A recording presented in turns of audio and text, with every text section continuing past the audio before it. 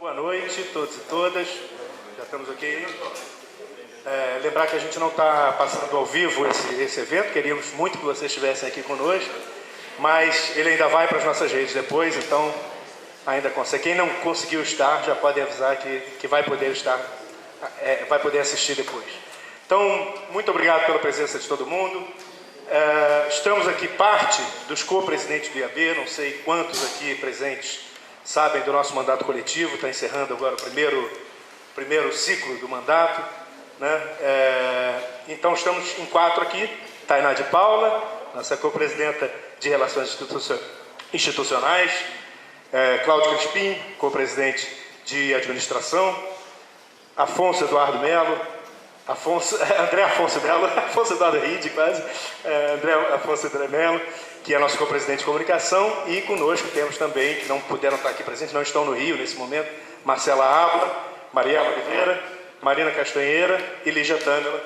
Esse é o mandato coletivo do IAB, RJ, e eu estou falando um pouquinho dele porque a Janice nos pediu para falar um pouquinho também, apresentar essa casa aqui. Antes a gente vai ver muita coisa legal hoje, não esperem um lançamento de livro tradicional, né? Janice me contou que vai ser uma noite cheia de diálogos, e era o que a gente queria mesmo, né? A gente tem feito esses eventos chamados diálogos justamente para poder conversar sobre os temas relevantes ligados à arquitetura, ligados à cidade. E ela pediu também para a gente falar um pouquinho como foi com o IAB-RJ, quando chegou a pandemia, e como que a gente pôde se envolver em algumas coisas. Enfim, posso pedir para passar ali para o lado? São 3 slides só. Esse primeiro para apresentar o que eu já estava apresentando para vocês, não passa, né? Com o mouse, Crispim, por favor. Aí ali para a direita. Tem que dar um extra. Bom, já vou falando, daqui a pouco aparece aí. A gente, como uma instituição, aí o mandato coletivo, como eu estava falando, os 8 co-presidentes, mas na próxima a gente já vai ver a primeira coisa que a gente fez aqui, tentando, Álvaro, pode passar a próxima, por favor? Tentando explorar os saberes dos arquitetos da melhor maneira que a gente poderia, para poder colaborar com a sociedade, como que a gente poderia ajudar na diminuição da velocidade de transmissão do vírus. Então a primeira coisa que a gente fez foi convidar as outras entidades, e esse nosso mandato coletivo já nasceu assim, como um articulador de muitas entidades parceiras, e a gente convidou as entidades do CEAL e mais a Associação Brasileira de Edifícios Hospitalares para tentarem montar rapidamente essa cartilha, junto com o CAL, sobre como que os nossos saberes pudessem ajudar em cada situação, desde uma clínica que deveria trocar seu sistema de refrigeração ou trocar sua lixeira por lixeira de pedal, até dentro das favelas. O que era possível fazer, usando uma furadeira, usando uma marreta, usando uma tela de galinheiro para poder dar ventilação cruzada, etc. Que foi uma parte, inclusive, que a nossa especialista foi essa aqui, Tainá de Paula, que elaborou. Mas aí, além dessa coisa mais endógena, junto com as entidades de arquitetura e urbanismo, nós também logo, Álvaro, se puder passar mais um, nós também logo abraçamos, também através de uma articulação da Tainá, o Cidades contra o Coronavírus, né, que ficou sendo, durante toda a pandemia, um programa que a gente apoiou muito. O nosso programa de educação continuada, por exemplo, ficou separando sempre uma porcentagem para doar para essa iniciativa. E aí eu queria pedir para a Tainá, rapidamente, falar um pouquinho da iniciativa e fazer uma introdução geral antes da gente chamar nosso ex-presidente, eterno presidente, Sérgio Magalhães, que vai apresentar um pouquinho a Janice e a iniciativa e o que o IAB está preparando para a Janice também. E depois a Janice fala um pouquinho mais antes da gente chamar as lideranças. Tainá, por favor. Obrigado pela presença de todos.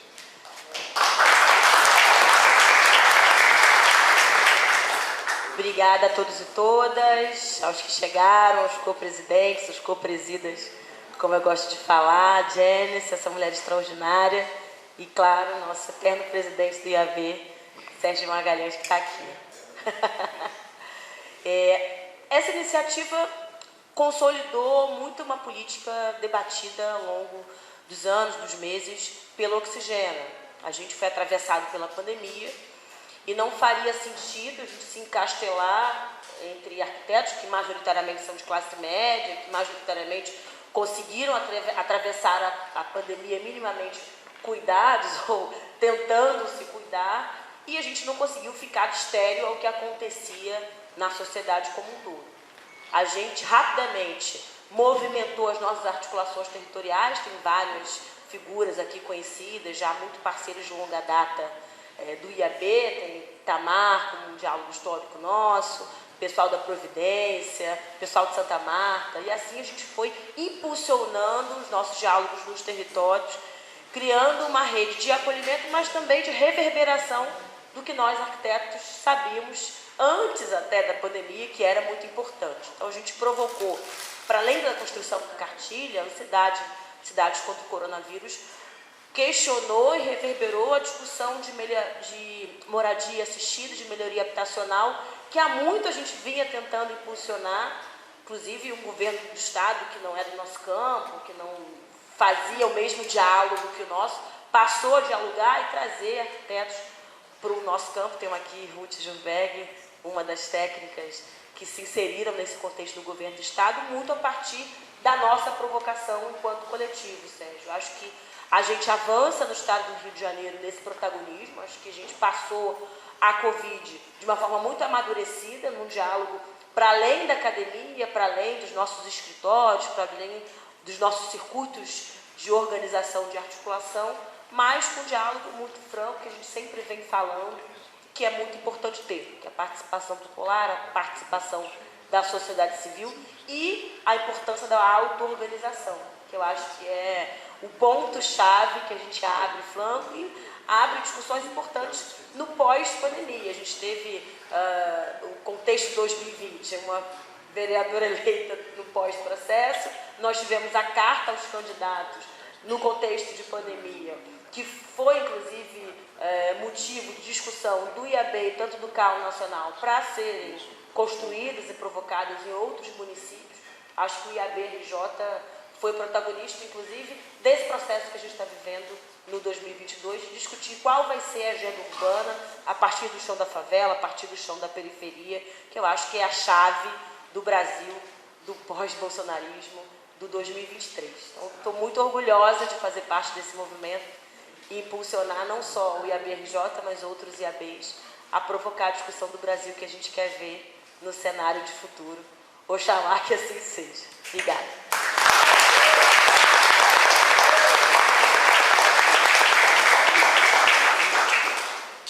Sérgio, por favor.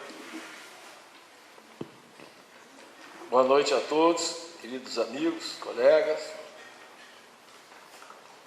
É um enorme prazer para mim estar com vocês nessa noite em que a Janice nos apresenta oficialmente esta cartilha, que é uma etapa importante de um esforço que remonta a muito tempo, tanto da Janice quanto do IAB, em defesa do direito à cidade, em defesa da cidadania, em defesa de um mundo melhor.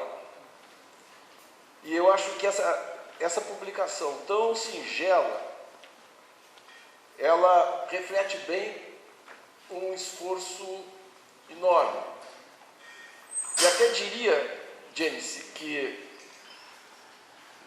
talvez um nome melhor para ela, em vez de potência das periferias, talvez fosse representando melhor o que ela diz, potências da solidariedade. É com solidariedade que se constrói um mundo melhor.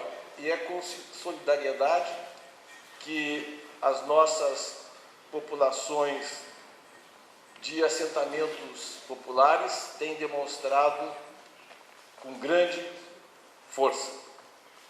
É num mundo em que se divide, em que se desqualifica, em que tem preconceitos, o que nós vemos aqui e no cotidiano de gerações que moradores das nossas áreas populares é justamente o contrário.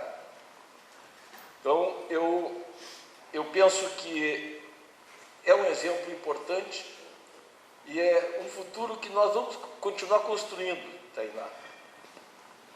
é um futuro inexorável de cidades e tempos melhores.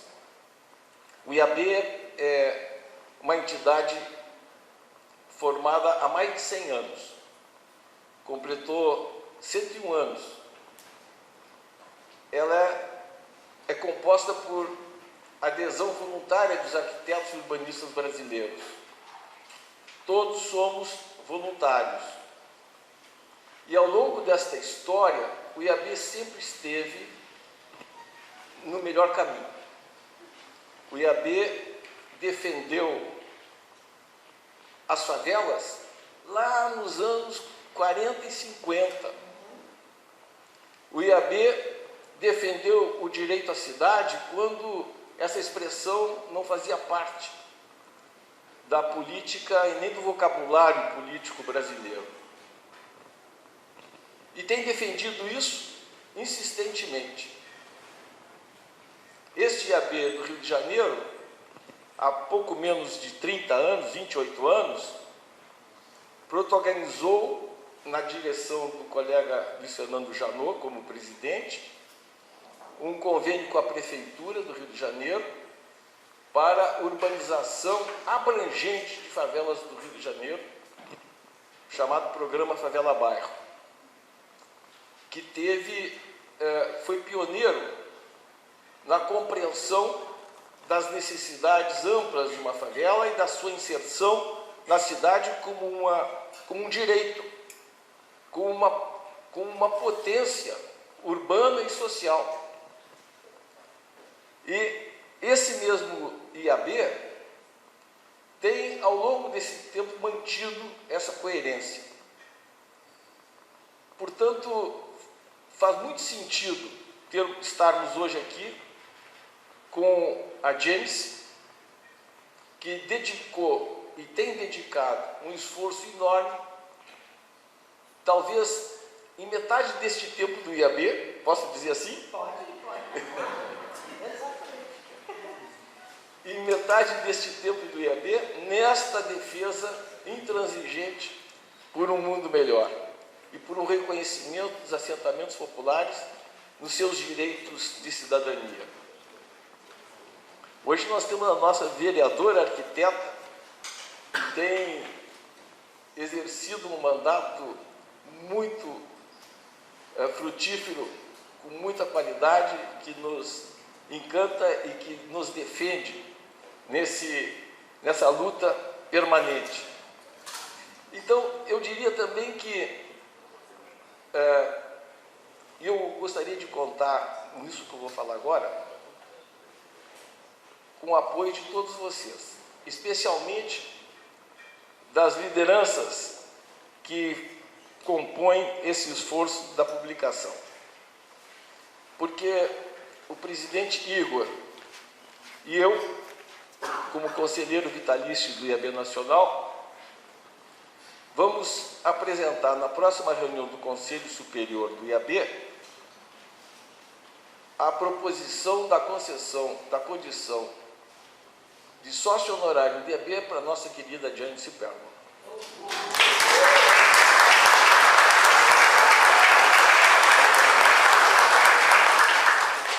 É de justiça. É, sobretudo, um reconhecimento pelo muito que ela tem feito pelo Brasil e também pelo mundo.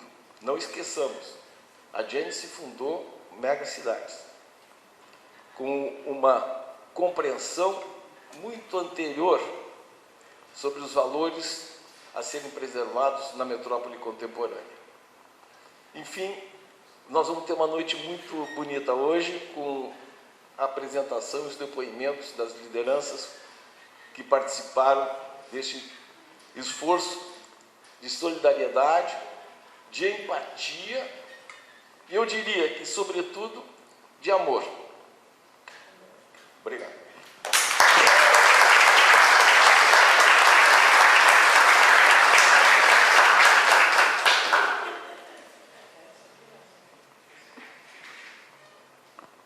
Boa noite, todas e todos. Eu estou muito feliz, obviamente, de estar aqui com vocês, parece uma reunião da família. A família antiga, que foi construída desde 68, 69, a família corrente que foi construindo nesse ano passado, durante a Covid. Então, essa aqui eu sinto muito em casa. E eu estou muito, muito feliz de estar compartilhando as experiências dessas lideranças nas favelas e periferias aqui no Rio, porque nós fazemos um grande esforço de descobrir, com pesquisas nítidas e cuidadosas, quais seriam as experiências mais inspiradoras e que tinha mais impacto, que podia ser compartilhada tanto com outras comunidades, como pelas ONGs, instituições profissionais e veículos públicos, de poder público, para ver outra maneira de desenvolver uma política pública em frente de uma crise de Covid, que não vai ser a última crise que vamos enfrentar. E que, obviamente, essas crises não atacam e não prejudicam todo mundo na cidade igualmente. É sempre muito, muito pior para quem é mais pobre, quem é mais excluído, quem é mais marginalizado, etc. Então, como o Sérgio falou, essa cartilha, ele parece pequeno, mas é um resultado de 1 ano e meio de um trabalho muito intenso de um grupo em São Paulo e no Rio, parcerias nossas aqui com o UF, com o professor Jerônimo Leitão, no Departamento de Arquitetura e Urbanismo, e com os duas alunas, Bianca e Natália, que vão estar aqui apresentando as lideranças. Eu queria apontar que, como o Sérgio falou, essa não é a primeira vez que eu estou lutando para reconhecimento do valor, da inteligência e de capacidade dos moradores de comunidades e tentando mostrar, desde o primeiro livro, que saiu em 76, aqui em 77, o valor que a cidade não pode sobreviver sem essas comunidades. Está jogando por fora como lixo o tesouro que tem. Inteligência, criatividade, dedicação, tudo que a gente precisa para uma cidade viável, inclusive, está sendo tratado como segunda classe, mesmo se é cidadão. Então, a crise de Covid, que eu tinha chegado no Rio, eu acho que lancei a tradução do meu livro Favela com a editora Fundação Getúlio Vargas. Aí eu fui para Recife para fazer um Fulbright e 6 dias depois de chegar lá, eu tinha que sair correndo, foi Covid. Eu tinha que sair em 24 horas de notícia e voltar no último voo para os Estados Unidos. Aí eu cheguei lá, eu não podia ficar parado, porque é impossível, né? Você ia desesperado parado. Então pensei, agora, o que vamos aplicar os conhecimentos dessa ONG megacidades para os que estão no Rio e São Paulo, nessas megacidades do Brasil? Como vamos aplicar o que nós aprendemos? O que nós aprendemos era, sem esperança, você é paralisado. Como que vamos criar esperança? Não é por professores e tomadores de decisões falando que deve ter esperança. É por ver o que as pessoas na base estão fazendo para combater os danos do Covid, mitigar os efeitos negativos e verificar como essas experiências podem nos ensinar coisas e podem nos guiar. Então, essa nossa parceria com as universidades começou em março, abril do ano passado, e juntos passamos 7 meses garimpando por todos os meios possíveis quais eram as melhores experiências dentro das favelas e periferias que podem nos inspirar, que eram inovadoras, criativas, replicáveis e sustentáveis e que podiam formar política pública. E nós não escolhemos à toa, porque criamos uma base de 53 experiências e dessas tinha que diminuir para um número que pode ser replicado e pode aparecer num livro desse tamanho. Nós criamos critérios, juntos, trabalhando com comunidades. Escolhemos 6 experiências no Rio e 3 em São Paulo. E agora, essa cartilha é fruto dessa colaboração. E as lideranças, agora que vão falar, são as pessoas que eu posso dizer, mesmo que a gente não teve prêmio dinheiro, são premiados por causa de uma coletividade de pensamentos de todo mundo escolhendo experiências dessas. Então, eles vão tomar essa mesa e a Natália e Bianca vai apresentá-los, porque elas que fizeram as entrevistas com essas lideranças e escreveram os casos de estudos. E depois eu volto para a segunda fase. Ok? Muito obrigada. Pode vir.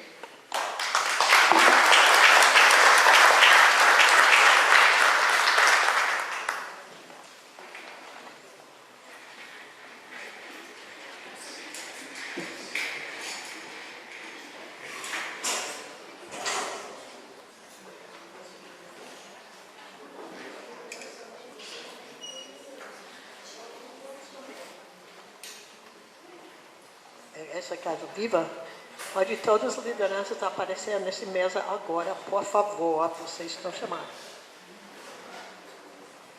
Então, a gente está convidando todas as lideranças que foram entrevistadas a sentar aqui e compor a mesa com a gente. O Hugo Oliveira, do SOS Providência.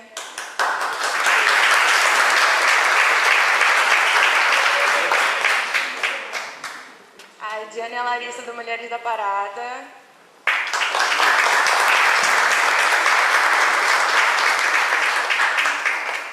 Nós tínhamos outras 2 iniciativas, que eram o Bem TV e a Casa Reviver, que infelizmente não puderam ter representantes hoje essa noite com a gente. Então a gente chama para compor a mesa junto com eles a Tereza Williamson, do Painel Unificador.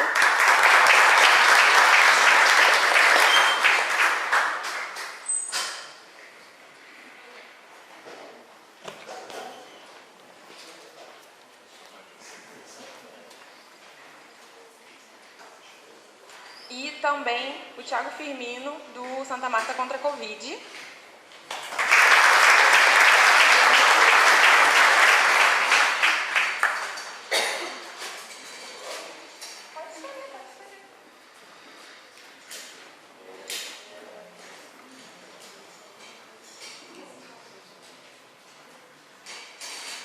Então agora a gente vai passar a palavra para eles, para que eles possam explicar para vocês todo esse processo das ações que eles desenvolveram ao longo da pandemia, que fizeram com que esse produto, desse trabalho, pudesse se tornar realidade. O primeiro convidado a falar é o Hugo Oliveira, então eu vou passar a palavra para ele, e assim eu vou indicando os próximos a falar. Acho que sim. Alô, boa noite, vocês me ouvem? Sim? Primeiro eu queria agradecer a Janice, que até hoje eu estava chamando de Janice. Saudar a todos e todas com boa noite, e agradecer pelo convite, por poder participar. Pensando um pouco no que eu ia trazer hoje enquanto fala para vocês, para mim foi muito importante poder acompanhar, todo o processo que estava sendo realizado da Covid-19 enquanto alguém que estava em loco participando do processo e percebendo que muitas pessoas estavam viajando para suas casas de veraneios ou então as casas na região serrana, e a gente não tinha essa opção. Alguns corpos estavam literalmente chegando em nossas portas, quando não a gente estava sabendo do que estava acontecendo. Então, muitas das soluções e tecnologias, elas foram pensadas porque, parafraseando o Frei Beto, ele diz que a sua cabeça pensa onde seus pés pisam. Então, acho que isso aqui já é um ensinamento assim, também para compartilhar e deixar aqui, que é muito importante a gente circular pela cidade, conhecer outros lugares, porque é muito difícil a gente construir tecnologias sociais e pensar em inovação pensando do mesmo lugar. Poder participar da cartilha, como foi dito aqui, pode parecer muito simples, é só uma cartilha, mas para a gente é a oportunidade de poder estar escrito na memória da cidade, do país, e na construção de um imaginário social muito diferente do que historicamente foi relegado, foi deixado para a gente, deixado como herança de uma mídia que nem sempre tinha esse olhar cuidadoso e sensível do que estava sendo produzido ali dentro. Então, a gente está muito, muito interessado em reescrever essa história, poder participar disso a partir da construção de narrativas que não seja para a favela, mas seja com a favela, e principalmente das pessoas que estão produzindo o seu protagonismo a partir dessa base, porque eu acho que as oportunidades que vão chegar, que vão dar para a gente a possibilidade de construir, né? Através do trabalho, a gente conseguiu também o apoio da Fiocruz, ao qual nós fomos contemplados com um dos maiores prêmios. Estamos lá gerenciando um volume financeiro bastante robusto, mostrando que a gente consegue, né, fazer grandes coisas. Então, estamos aqui, né, para agradecer a Janice, agradecer a oportunidade, pensar que eu acho que cada vez mais é importante a gente ter essas instituições de sociedade civil envolvidas nesse olhar, né, de abertura, de como isso vai estar sendo traduzido para a sociedade, porque infelizmente nem todo mundo consegue avançar nesse olhar que pode parecer tão básico, né, como uma instituição está trabalhando a longo prazo, né, entendendo que a favela sim é uma solução de moradia, como o próprio Cosme fala, né, não é um problema social por si só. Ele é desse lugar que vão vir as principais soluções que a gente está precisando para a sociedade, porque é ali onde estão as pessoas que estão vivenciando os problemas. Queria compartilhar também minha fala com meu companheiro, meu amigo, que esteve ao meu lado durante todo esse período, Cosme, que durante o período da pandemia estávamos juntos, não só pensando em tecnologias, mas orando junto, né, pensando na possibilidade de sobreviver a partir da fé, como é que a gente vai seguir, né? Ele com os filhos, eu com a minha mãe, a gente pensando no processo depressivo que a gente estava vivendo também com todas as dores, e a gente junto conseguimos, né, pensar que a gente precisava trazer alguma novidade, né, alguma ideia para avançar, porque a gente já sabia o que era esperado, né, para o nosso território, que era a morte, sobretudo a partir de governantes que estão aí. Então,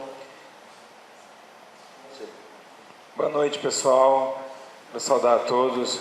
Janice, que já fez comigo o rolê lá na Providência. Janice é uma das quase 10 mil pessoas que eu já levei lá no Morro da Providência para conhecerem.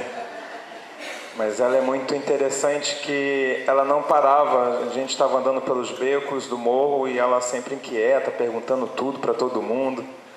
E quero saudar também todos os favelados e faveladas que estão aqui, na pessoa de Itamar, nosso mais velho, de Santa Marta, na pessoa de Firmino, da Rocinha. Oi? Firmino, não, o Firmino ali, da Rocinha. E Tiago Firmino está aqui, tem outro Firmino ali. E dizer que, quem diria que lá na Providência é um grupo de WhatsApp com 4 pessoas estaria trazendo a gente para cá, né? O grupo do WhatsApp, o nome era SOS Providência, e acabou ficando o nome do comitê de crise, comitê de emergência, para o trabalho que a gente está fazendo hoje, que está se transformando, né?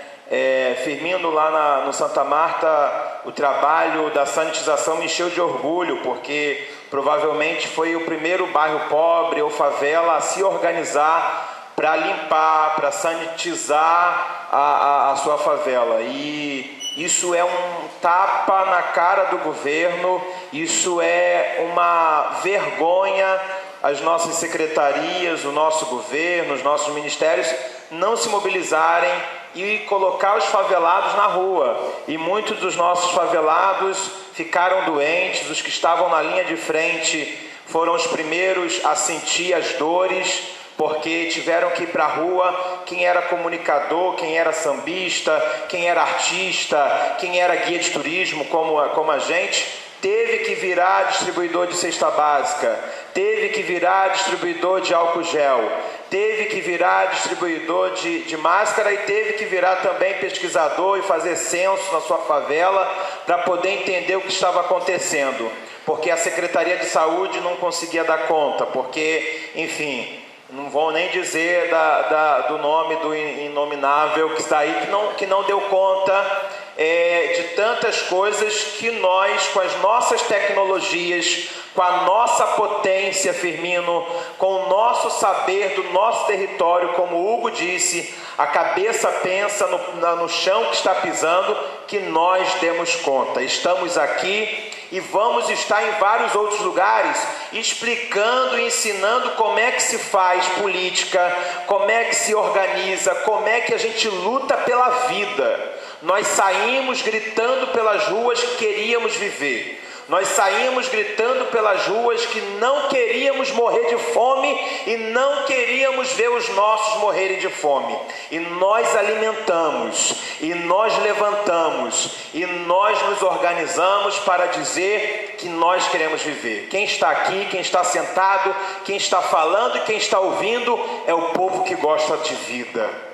É o povo que gosta de ciência, é o povo que gosta do que faz, e eu fico muito feliz em fazer parte do SOS Providência, fazer parte do grupo desses favelados que criaram seus gabinetes, seus comitês, as suas frentes, que lutaram pela vida, e estamos aqui e lamentamos tantos que já se foram e lamentamos aqueles que estão escondidos, que estão doentes, porque lá na Providência a gente começou a fazer uma pesquisa como o Covid estava se manifestando, e no meio daquele processo, né, Edilma, a gente viu tanto de gente que estava pedindo apoio psicológico, porque a ansiedade estava acentuada, a depressão, quem nunca sofreu começou a sofrer, e quem já sofria ficou acentuado. No Morro da Providência, a gente teve mais de um cadáver que passou mais de 24 horas ou 48 horas para ser retirado.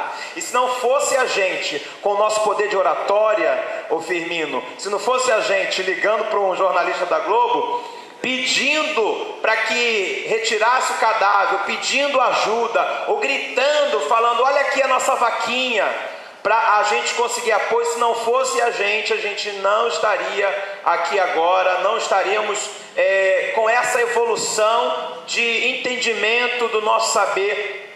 Eu já estou encerrando. E estamos aqui muito gratos.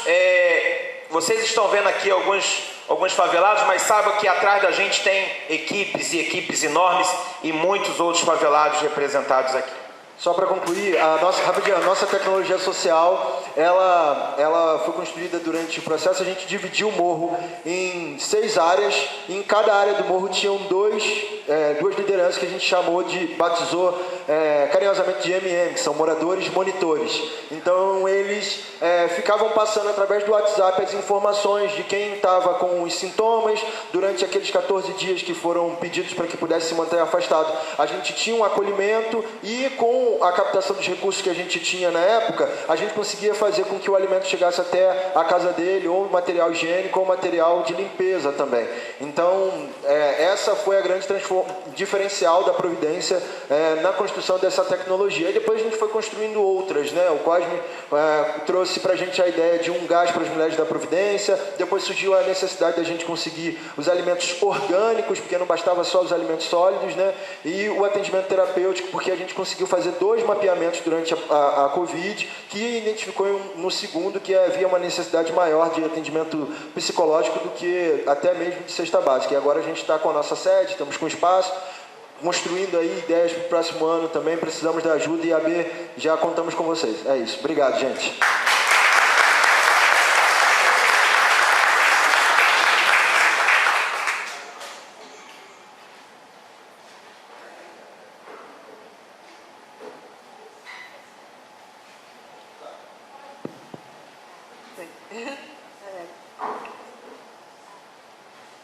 Só para avisar que agora a gente vai passar a palavra para o Mulheres da Parada, e a gente vai passar a palavra para ela. Oi, gente, boa noite.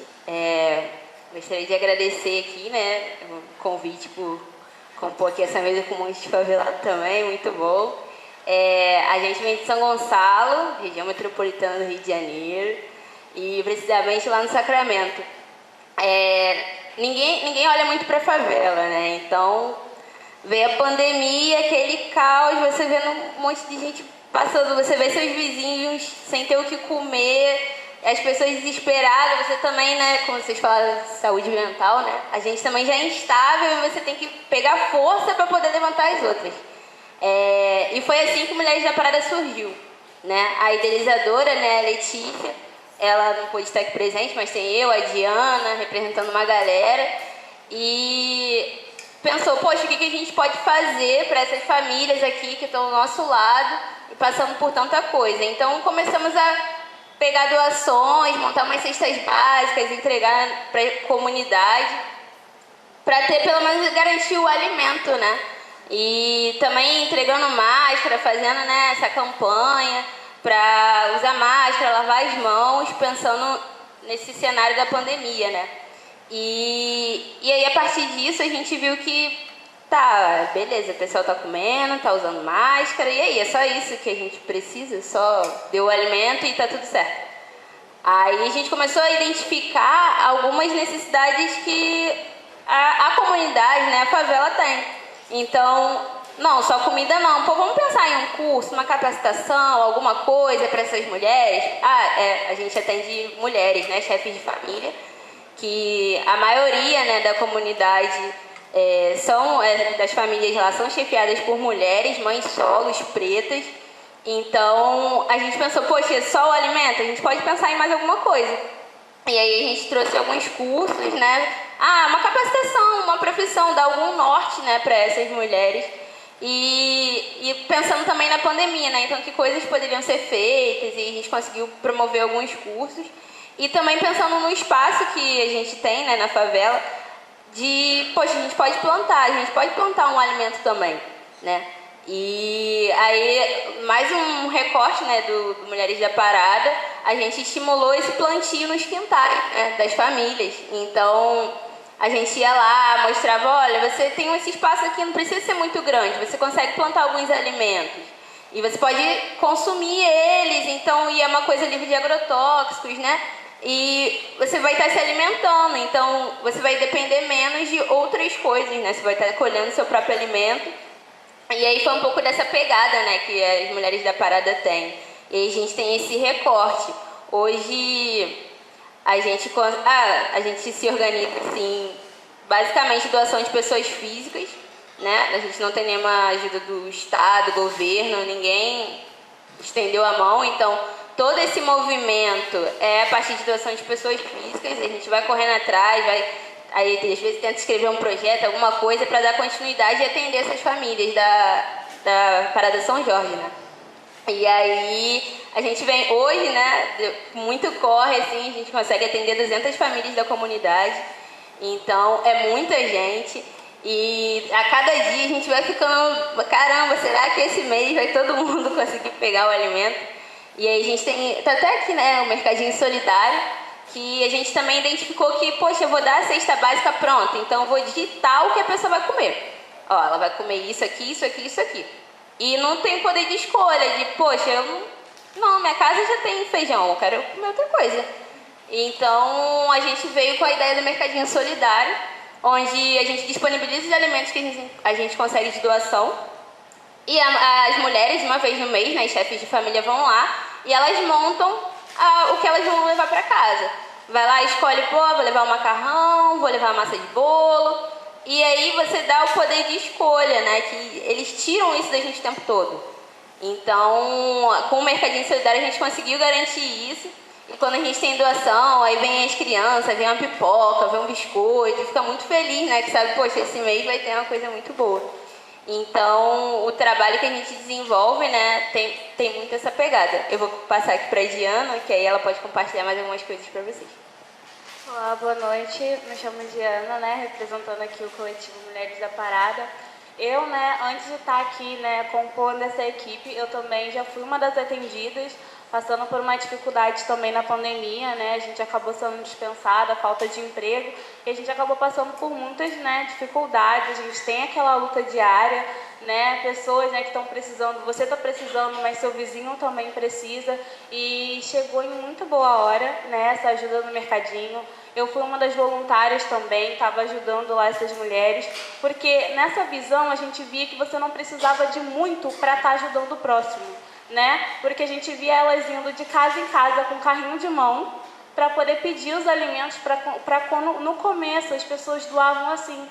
Eu tenho 2 açúcares na minha casa, eu vou doar um para essas mulheres poderem estar passando para outra pessoa. Então, elas começaram essa iniciativa com nada, né? Elas foram pedindo às pessoas que tinham, as pessoas próprias da comunidade começaram a ajudar. Então, todo mundo começou a se mobilizar para isso. E aí foi crescendo e crescendo, e hoje a gente está como está hoje, né? Tem muita gente, a gente ainda precisa, né, de ajuda, mas também vemos no curso que não é só uma mudança na vida das mulheres assim, eu vou fazer um curso profissional, mas é também uma mudança na mentalidade delas. Porque muitas delas, né, olhando também essas iniciativas, elas pensaram, olha, eu vou abrir um negócio para mim, mas eu vou dar emprego para as outras. É assim que elas estão pensando, a gente se alegra muito quando a gente começa a ouvir isso. Não é só eu vou abrir o meu negócio, eu vou ganhar um dinheiro. Não, elas começam a pensar em quem elas vão empregar. Então, isso é uma beleza que a gente acaba tendo, não é só um orgulho, tipo, eu estou dando alimento para essa pessoa, mas eu também estou abrindo a mente dessa pessoa. E ela está começando a olhar para o lado dela também, porque no mundo que a gente vive, a gente começa a olhar muito para o nosso, né? Parado, eu tenho isso, eu tenho aquilo, mas a coisa que vem abre a nossa mente é quando a gente começa a olhar para o lado. E a gente se encanta quando a gente vê essas mulheres olhando para o lado, quando a gente vê essas mulheres alegres, né? Porque às vezes não tinham um arroz para fazer na janta, mas elas chegam lá no mercadinho e têm essa oportunidade de estar levando para casa. Então, isso é uma felicidade para a gente. E a gente está aqui hoje, né, com outras pessoas também que se disponibilizaram a fazer trabalhos incríveis, trabalhos, né, de um reconhecimento. É uma coisa muito importante, é uma coisa muito linda, né? E nós somos gratas.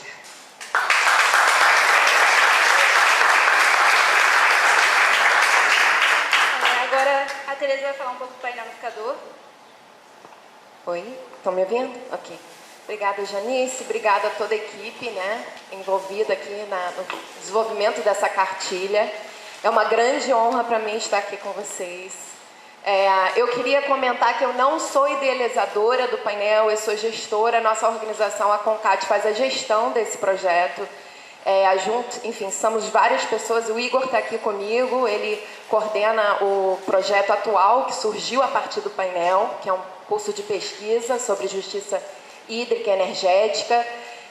E eu vou só contar um pouquinho dessa experiência de como a gente foi realizar esse painel, né? A gente, na CONCAT, comunidades catalisadoras, né? Nossa organização, a gente, no início da pandemia, estava com um planejamento intenso de atividades através de um projeto nosso, enfim, que a gente deu um impulso inicial, mas que a gente hoje faz a gestão, que se chama Rede Favela Sustentável, que é uma rede de centenas de projetos socioambientais em toda a região metropolitana do Rio. E a gente tinha reuniões marcadas, presenciais, e assim que bateu, né, a pandemia, o lockdown e tal, a gente foi direto para o Zoom. A gente não parou nada, a gente não parou um dia. Vamos marcar, vamos usar essa ferramenta aqui, e a gente foi para o Zoom. E imediatamente a gente começou a ouvir dos casos de morte e de doença nos territórios da nossa rede que não estavam sendo noticiados, muitas vezes não estavam conseguindo teste ainda, né, mas que estavam vivendo, dava para ver pelos sintomas e tudo, né, que era Covid. E aí a gente começou uma planilha imediatamente, a gente começou a anotar lá os casos e a gente a gente começou a pesquisar e monitorar isso, porque um dos projetos nossos é o Rion Watch, que é um site, né, de notícias das favelas, para a gente poder fazer uma matéria, enfim, sobre isso. E aí começaram a surgir os dados locais dos territórios, como do SOS Providência, como do Amigas, que é um grupo de mulheres de Itaguaí, que a Ana Paula estaria aqui com a gente hoje, mas pegou dengue, infelizmente.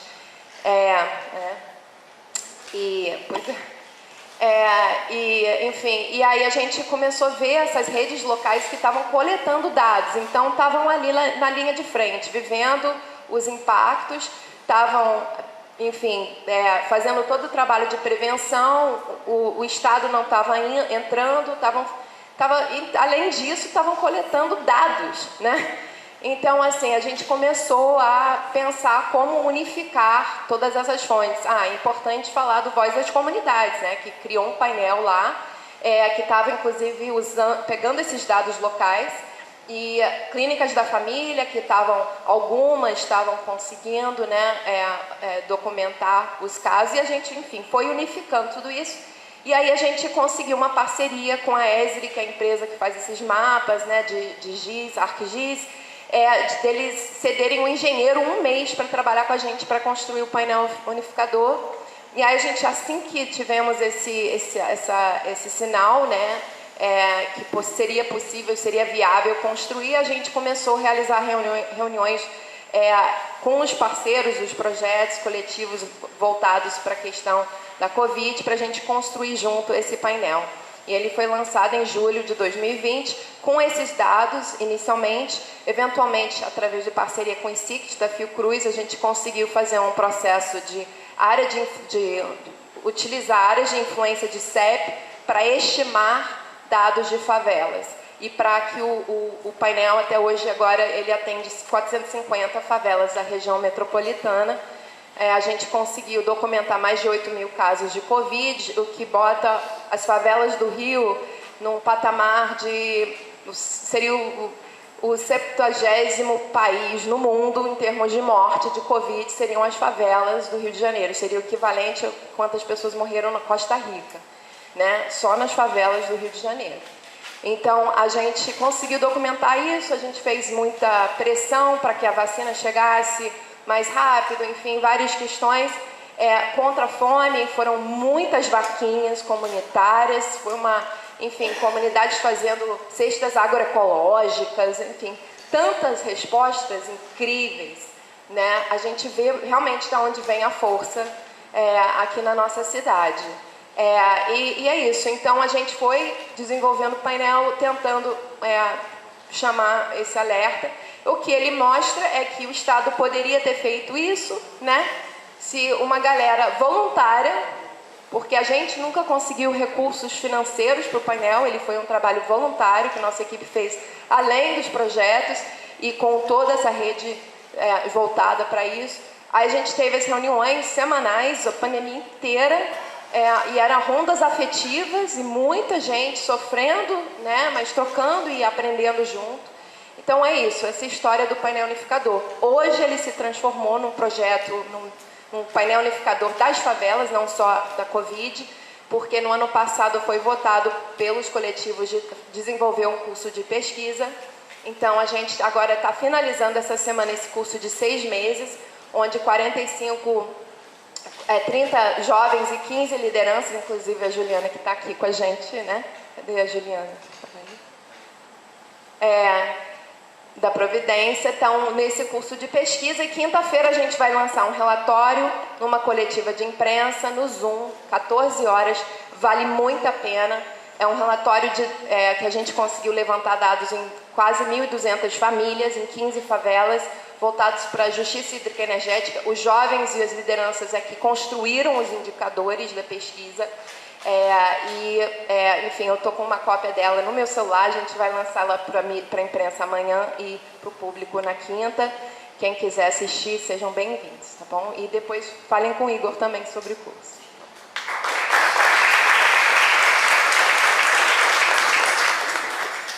Então, agora o Thiago vai falar de Santa Marta contra a Covid.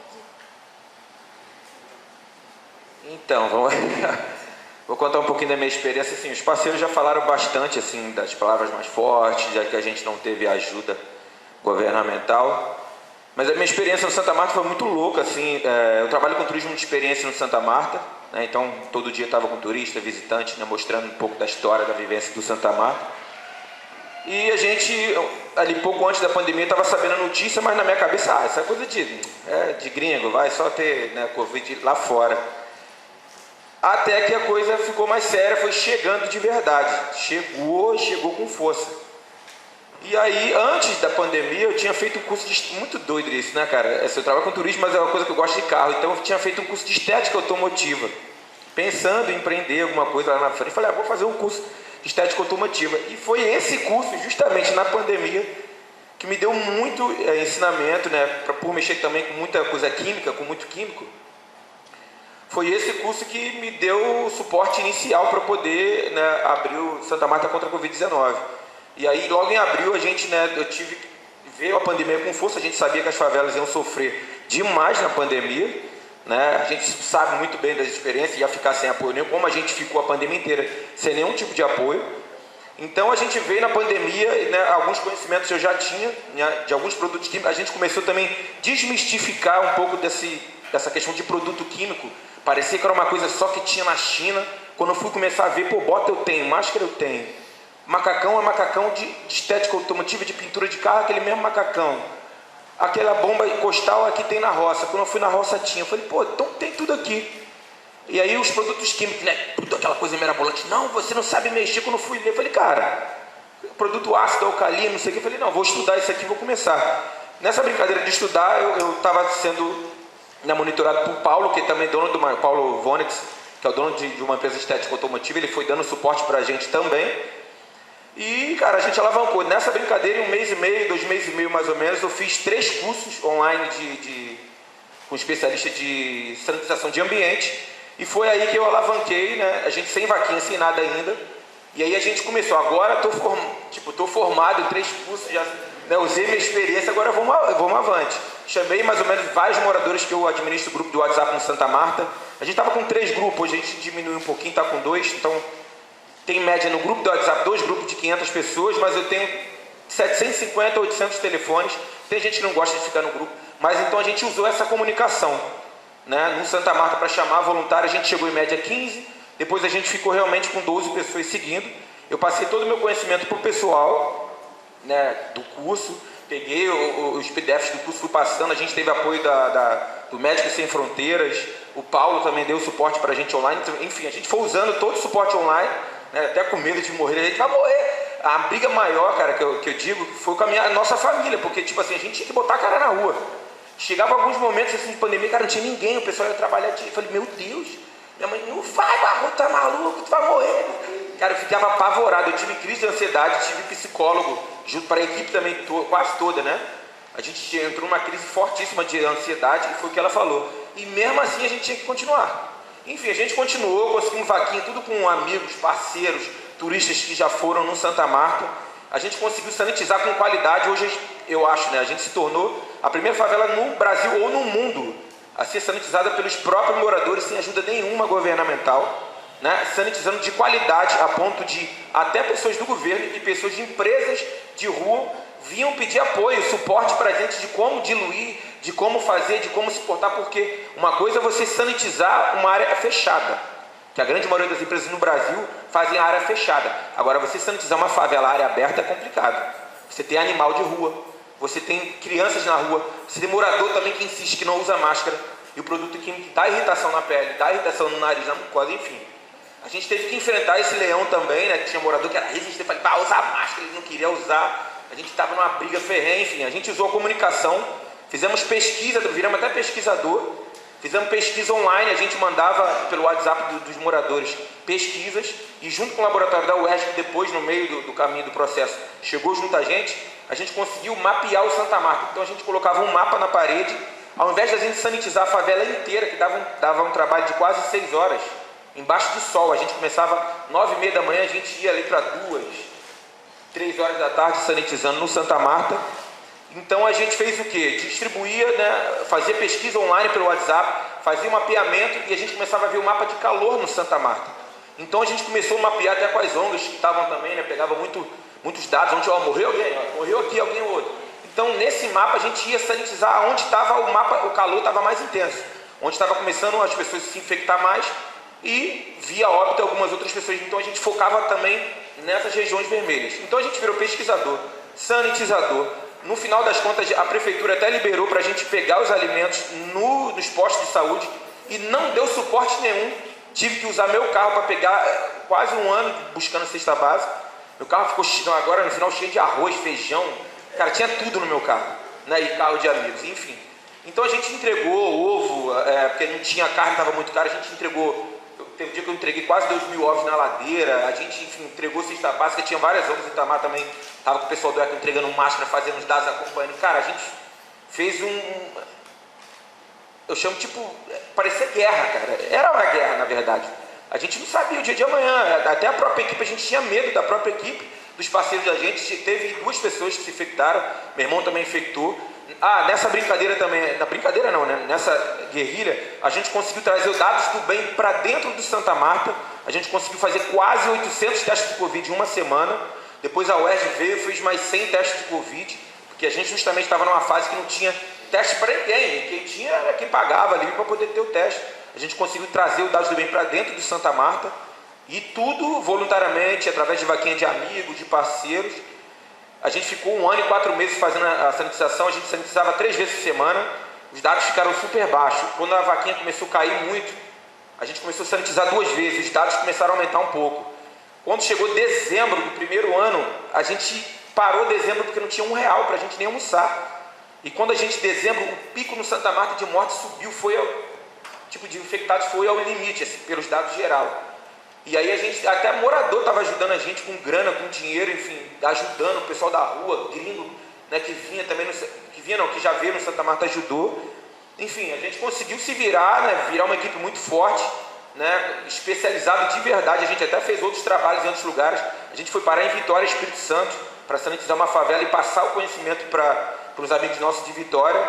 A gente foi na Providência também, ajudar a galera também, sanitizar, mexer os equipamentos. A gente montou os equipamentos do zero, né? A gente estava tudo desmontado. Para você ver o nível que a gente estava montando equipamento, fazendo manutenção dos equipamentos e passando conhecimento para as outras favelas. A gente foi na Babilônia, no Leme também, fazer sanitização também. Acho que umas 3 ou 4 favelas no Rio e uma em Vitória, Espírito Santo. Assim, tudo no amor, a gente chama, né? Amor aos nossos, né? Na verdade. Né, se especializando a cada dia, fazendo treinamento toda hora, live o tempo inteiro, e dados, pegando dados de todo, a gente conversou quase todo mundo, pegando informação, dados do painel, dados de voz da comunidade, dados não sei o que, o pessoal do ECO fazendo, morreu não sei o que, quando sai a gente ia lá na casa da pessoa, cara, era uma loucura, assim, depois que passa isso, a gente vê que realmente a gente fez um trabalho tão intenso e tão arriscado que a gente às vezes não tinha nem noção de onde a gente estava. A gente estava numa vila, no Leme, que eu lembro até hoje, tinham acho que 7 ou 8 pessoas que morreram dentro da vila. E a gente estava dentro da vila sanitizando a vila, cara, do teto ao chão, a gente estava sanitizando tudo. E depois distribuir máscara, buscar máscara, entregar alimento, assim, foi sofrido, a gente não tinha apoio nenhum, assim, foi na raça entre os amigos, parceiros, as ONGs que estavam no Santa Marta, né, os amigos dos turistas que estavam, né, se mobilizando para ajudar, e a gente fez realmente um trabalho de excelência, né, que realmente foi conhecido, mas foi dureza, a gente passou por um perrengue, cara, o mental estava, nossa senhora, chorava assim do nada dentro de casa, mas foi muito bom. É isso, um pouco da experiência.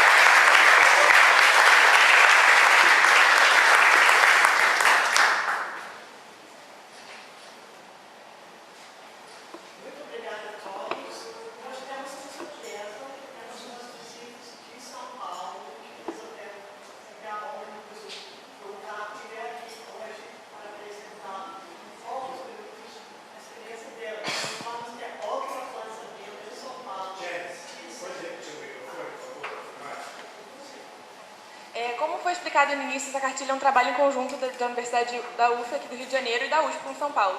Então a gente também tem iniciativas que representam São Paulo.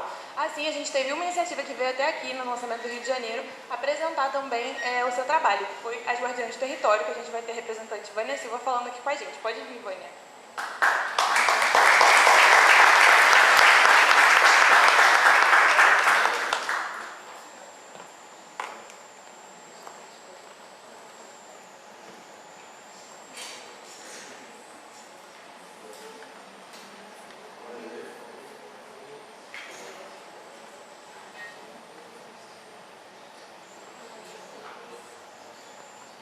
Boa noite a todos e todas.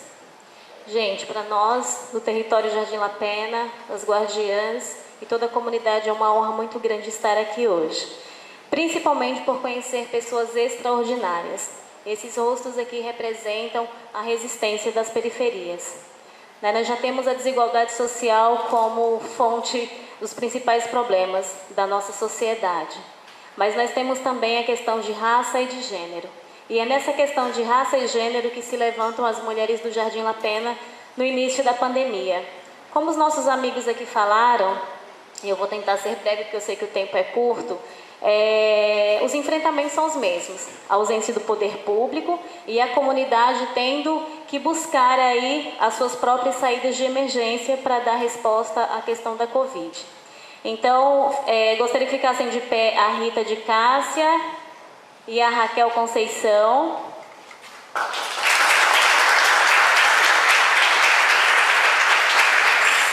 São lideranças que compõem um grupo de quase 200 mulheres hoje no território Lapena que segue com essa luta. Então, é isso. Nós também tivemos apoio no início da pandemia dos Médicos Sem Fronteiras, que vieram, nos matriciaram, trouxeram para a comunidade aquilo que não chegava através do poder público. Na dúvida das equipes de saúde com a questão da Covid, o que fazer, o que não fazer, e a única ordem era o isolamento, não saiam de casa. E aí, como você olha para uma comunidade carente, né, em áreas de casas de material aproveitável, na beira do rio, né, dentro de córregos, em extrema miséria, você falar sobre isolamento social. Que isolamento é esse? Em um quadrado de 2 por 2, né, porque só cabia uma cama, a gente lembra que fizemos uma visita e cabia apenas uma cama naquilo que a moça chamava de casa. 2 por 2. Não tinha banheiro, não tinha chuveiro, não tinha uma torneira, não tinha uma pia. Como que você fala sobre higienização? Então foi olhando para essa desigualdade dentro do próprio território que este território se percebe desigual também. Né? E que essas mulheres que antes não se enxergavam quanto potências tiveram que se transformar e se reconhecer em situação de emergência, que elas eram potências ali e que o governo não chegaria e que essa resposta ao enfrentamento da Covid teria que sair dentro da própria comunidade. E essas mulheres também com medo, porque todas têm filhos, a grande maioria tem filhos, a grande maioria são arrimo de família, a grande maioria de mães solos, a maioria de mulheres pretas tiveram que enfrentar o medo da morte, buscando então a esperança pela vida. Então foi assim que nasce essa iniciativa. E é duro, porque você falar sobre o uso correto do gel, quando o gel 500 ml custava R$50, quando você falar a necessidade do uso de máscara e uma caixinha de máscara custava R$150, isso em São Paulo. Você falar sobre a necessidade desse uso como principal fonte de cuidado, de prevenção à Covid-19, que matava sem escolher cor, raça, e a vulnerabilidade das famílias, como que ficava? Enquanto os nossos governantes brincavam com a Covid, enquanto eles brincavam de escolher qual medicamento era melhor, e era a cloroquina, as famílias morriam não só pela Covid-19, mas morriam principalmente pela fome. E é muito triste você olhar os seus vizinhos, as pessoas que você conhece, caindo, e não pela Covid também, mas pela fome que assolou as comunidades carentes. Né? E você esperar, você aguardar um socorro que não chegou porque até hoje não chegou dentro da comunidade, que foi o apoio governamental. Então essas mulheres se transformam sim em mulheres maravilhas. Eu digo que esta camiseta é como se fosse, eu digo, olha, são todas Dianas dentro de casa, né? E no momento de sair à rua que colocam esta camiseta, elas se transformam em mulheres maravilhas. Mulheres que tiveram que falar sobre política, porque falar sobre política é ato político também. Se faz necessário falar sobre política dentro das comunidades. Porque nós sabemos fazer política, gente. A comunidade sabe fazer política, sabe falar sobre política e sabe, através de cada iniciativa que é apresentada hoje, mostrar para o poder público que podemos falar sobre política e que as políticas públicas devem serem pensadas e feitas junto com as comunidades, junto com aqueles onde a realidade é diferenciada. Precisamos pensar em políticas públicas conversando com aqueles que necessitam e que as utilizam. Não dá para idealizar, sonhar com a política e você achar que ela vai servir para cada recorte da comunidade. A minha realidade é uma, a realidade da comunidade dele é outra, da dele é outra, da dele é outra. Como que a gente consegue pensar em políticas que se adaptem às realidades de cada periferia? Então é isso que a gente tem desenvolvido e tem aprendido a fazer. A necessidade de saber que precisamos aprender mais e que apesar de sermos pretas, mulheres e periféricas, nós podemos fazer a diferença e transformar de fato e fazer política de uma forma correta. Fazer com o povo, com as mulheres e com as minorias. A Raquel hoje faz um curso na USP, é aluna especial num curso de mestrado. E ela diz, olha, esse é um espaço que eu jamais na minha vida imaginaria estar. Mas se faz necessário ocupar este espaço. Se faz necessário ocupar este espaço para transformar a realidade na periferia onde ela mora. A Rita, antes, uma mulher vulnerável, e ela está ali para testemunhar. Eu achei que elas fossem falar um pouco, né? Já estou encerrando. 60 segundos, 1 minuto para encerrar. Antes vulnerável, antes desacreditada, antes uma mulher que não enxergava sua própria potência. Hoje a Rita é empresária. Hoje a Rita coordena o Forno Nordeste de Forno a Fogão e ela serve almoços executivos e coffee breaks para empresas. E isso só foi possível por conta do trabalho coletivo, porque principalmente a função das guardiãs é apoiarem-se umas às outras e entender que nenhuma mulher deve ser deixada para trás. E aquela que neste momento não está potente, ela tem que ser potencializada. Mas quando ela se levanta, ela se ergue, ela tem por obrigação levantar a outra. E esse é o caminho das guardiãs, que hoje tem quase 200 mulheres neste movimento. E assim a gente agradece a oportunidade. Esperamos vocês em São Paulo.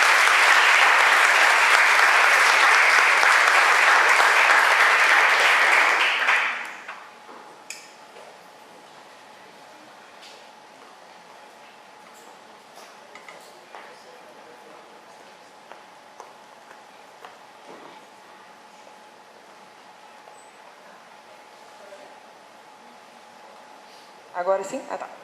Agora a gente vai caminhar para a parte final do nosso evento. A gente agradece a presença de vocês aqui na mesa. Muito obrigada. E a gente vai passar a palavra para a Jensen.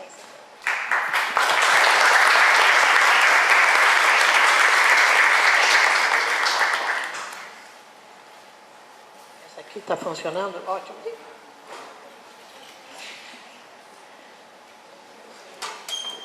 Agora eu queria convidar à mesa as pessoas do Antônio Femino, Tiana, as pessoas representando IAB, porque agora vamos para um ato de solidariedade entre nós que estamos aqui para criar laços afetivos e conhecimentos uma a outra entre comunidade e redondezas, entre favela e bairro, entre periferia e centro.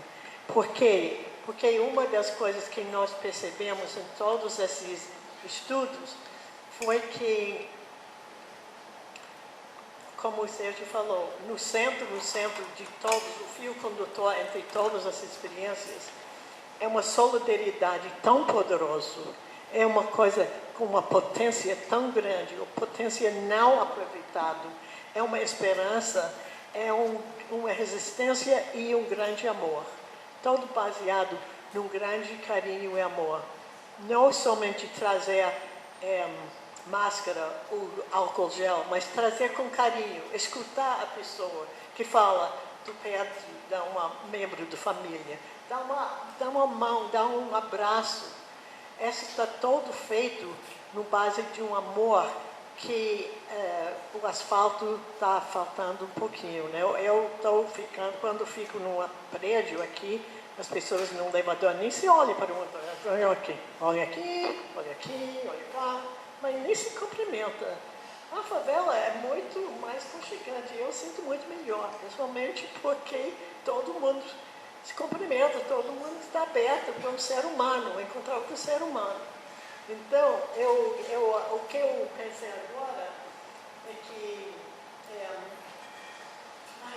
primeiro, é que vocês, como são as lideranças que vêm de comunidades diferentes, se encontram com uma outra.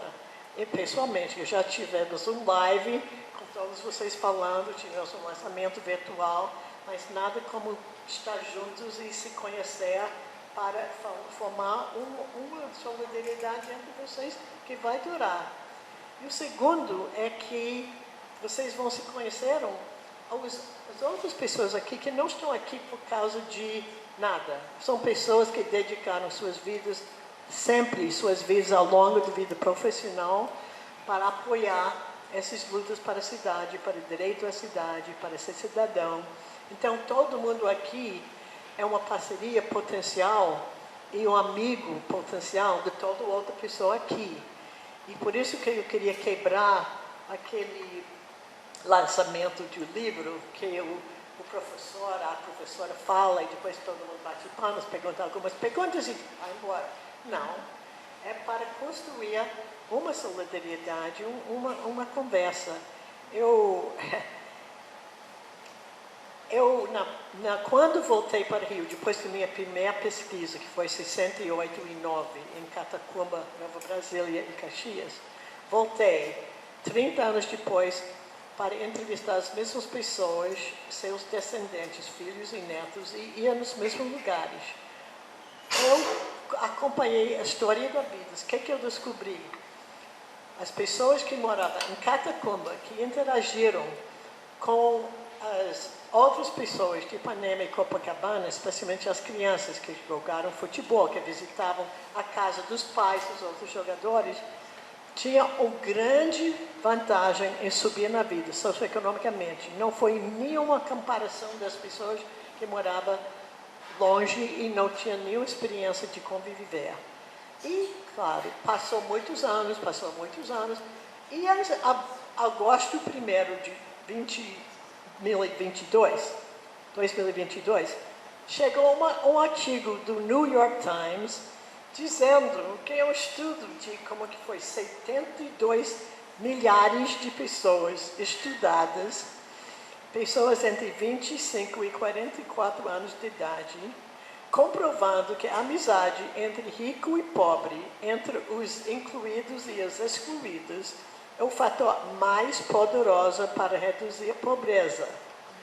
New York Times, 1º de agosto de 22. Então, achei que vamos começar aqui uma conversa sobre como podemos interagir e fortalecer a luta uma outra, porque ninguém pode fazer as coisas milagrosas que você tem ouvido falar pelas lideranças.